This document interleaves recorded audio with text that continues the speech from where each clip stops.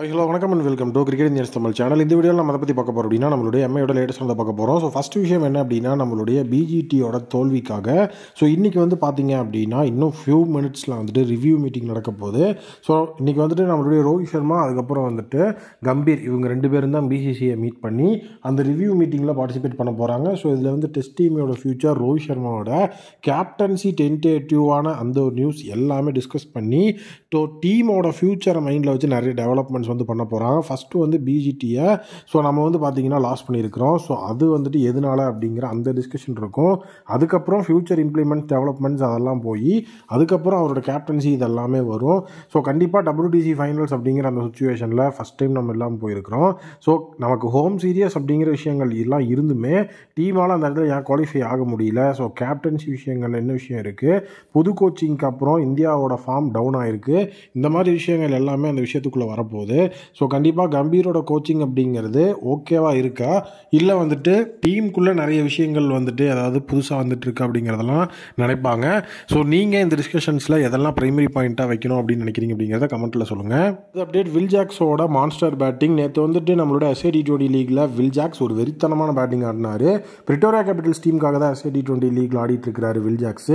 எஃபிஷியன்ட்டான batting நேற்று இருந்து Durban super ஜெயர்ஸுக்கு எகென்ஸ்டான match 210 அப்படிங்கிற ஒரு இமாலய டார்கெட் சேஸ் பண்ணும்போது ஓப்பனிங் பேட்ஸ்மேனாக களமிறங்கின வில் ஜாக்ஸ் 35 பாலுக்கு பார்த்தீங்க அப்படின்னா வெறித்தனமான 64 ரன்ஸ் அப்படிங்கிறத ஸ்கோர் பண்ணார். அருமையான நாக்ஸ் அப்படிங்கிறது ஒரு சைட்லேருந்து வந்தது. ஃபுல் அண்ட் ஃபுல் 35 பால் 64 அப்படிங்கிறதெல்லாம் சின்ன நாக் கிடையாது. ஏன்னா அவ்வளோ பெரிய ஸ்கோரை சேஸ் பண்ணும்போது அந்த இடத்துல நம்ம ஒரு சாலிடான ஸ்டார்ட் கொடுத்தா தான் பின்னாடி வர்றவங்களும் ஒரு சூப்பரான நாக் அப்படிங்கிறத கன்சிஸ்டண்ட்டாக ஆட முடியும். அது ஓப்பனிங்கில் ரொம்ப பேஸாக இருக்கணும். கூடவே ரக்மலா குர்பாஸும் பார்த்தீங்கன்னா நல்லா கை கொடுத்ததுனால ஈஸியாக இந்த ஸ்கோரை இவங்க சேஸ் பண்ணிடுவாங்க அப்படிங்கிற ஒரு மிகப்பெரிய நம்பிக்கை எங்களுக்கு இருந்தது.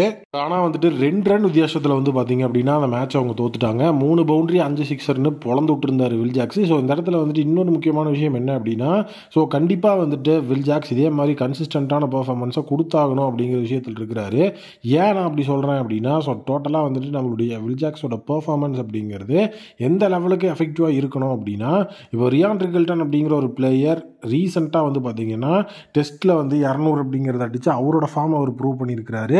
இன்னும் ரியான் ரிகல்டன் எம்ஐ சைடில் இன்னும் களம்புறாங்க, இன்டர்நேஷனல் சைடில் அவர் இன்னும் வரல. ஸோ அவர் மறுபடியும் இவரை மாதிரியே SAT20 லீக்ல பெர்ஃபார்ம் பண்ண ஆரம்பித்தார்னா கண்டிப்பாக அதுவுமே ஒரு பெரிய லெவல் விஷயமா இருக்கும்.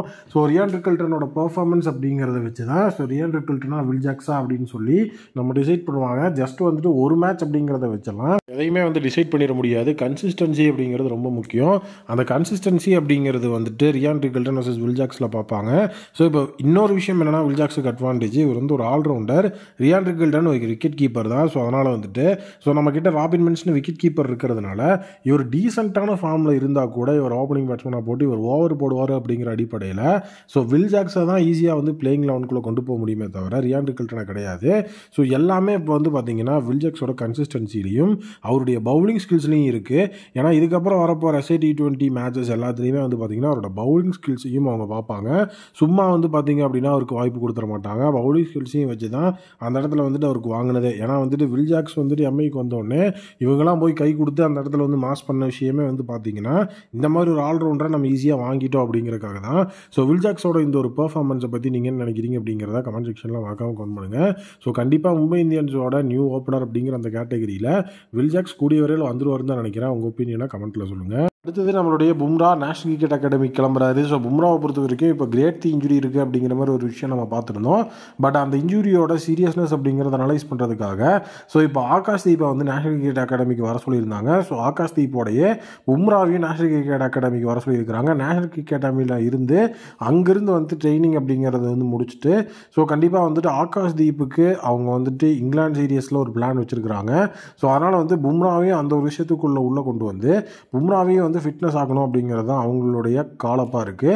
ஸோ அதனால் நேஷனல் கிரிக்கெட் அகாடமியில் வச்சு பும்ராவை ஒரு ஃபிட்னஸான ஒரு விஷயத்தை அனலைஸ் பண்ணி அதுக்கப்புறம் மற்றபடி ட்ரீட்மெண்ட்ஸ் அண்ட் ப்ராசஸ் ஸ்டார்ட் பண்ணலாம் அப்படிங்கிறதுக்காக பும்ராவை இப்போ நேஷனல் கிரிக்கெட் அகாடமிக்கு வர சொல்லியிருக்காங்க. ஏன்னா அங்கே தான் நம்ம ஃபிட்னஸ் சர்டிஃபிகேட் அப்படிங்கிறத ப்ரூவ் பண்ணி அந்த இடத்துல தான் வாங்கணும்.